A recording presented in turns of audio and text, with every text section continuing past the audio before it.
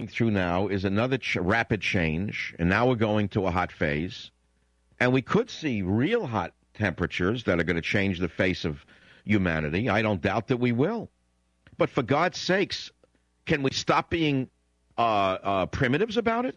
Gore is sort of a priest of a gospel of lies, that we did it. This is part of the narcissism of the liberal, who thinks that he does everything. It's like a baby who makes doo-doo in his diaper and says doo-doo. Al Gore is saying, in essence, we made the doo-doo and we're suffering as a result of it. Only we could do it. He doesn't understand that we have almost nothing to do with the change, the climatic change that we're going through right now. It's, again, a form of egomania that the liberal, of course, relates to because they live in a world of narcissism and egomania where only they can affect things. Not God, certainly, and not nature. They're better and they're more supreme. Do you understand the psychopathology of the liberal and why I said liberalism is a mental disorder? It's even affecting their view of climate change. Now, I am giving you a lesson that you could get nowhere else. I don't believe that what I'm doing for you in the last 5 minutes could be done at any university in America today, not only because it wouldn't be done, but it couldn't be done. I'm giving you a nugget on global warming in this segment that you have found nowhere else. You won't find it anywhere else. It's worth everything on earth.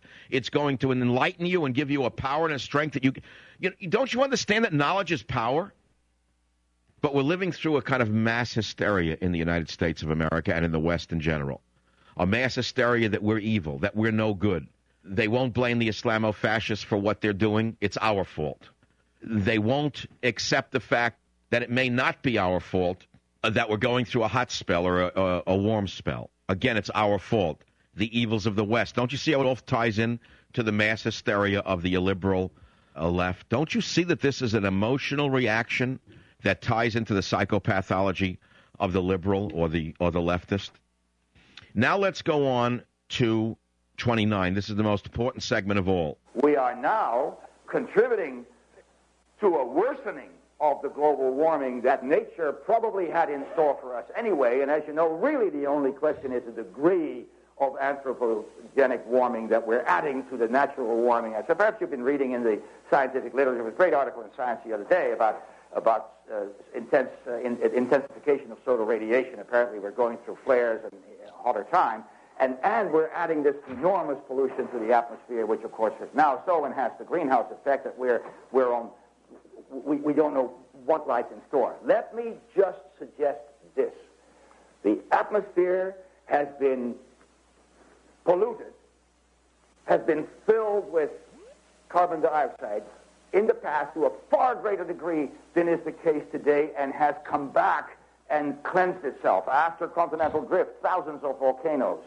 After the impact in 72,500 years ago when humanity was nearly wiped out by a volcano in Indonesia called Toba.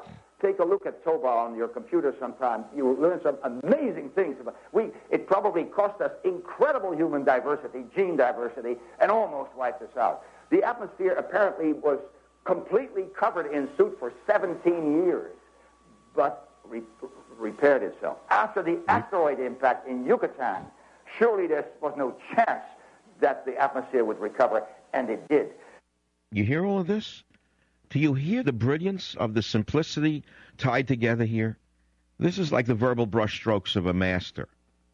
And I've always known, ever since I was a young science student, that the full professor who knew what he was talking about always explained things in ways that I could understand it, and the other children could understand it, who wanted to learn, and that the assistant professor would cover the blackboard with data and drawings and diagrams, and he would say things and tell you to study and memorize, and you were going to get a test, and you didn't understand anything, and that is because the assistant professor was an ignoramus who didn't understand the topic himself.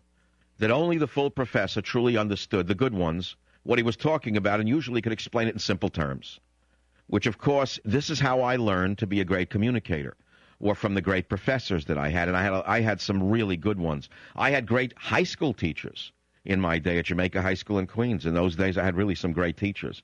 And so, therefore, talk radio in some ways, although it's a medium of entertainment, it's also potentially a medium of great learning, whether you know it or not. And this edutainment that we have here is a golden, golden opportunity to please stop being superstitious about what's going on here. Please stop supporting the absurdity that we're so important that we're killing ourselves by driving our cars. This is rubbish, pure rubbish, hysteria, ties right into the psychopathology of the liberal mindset, which is, of course, obsessed with its own power and importance.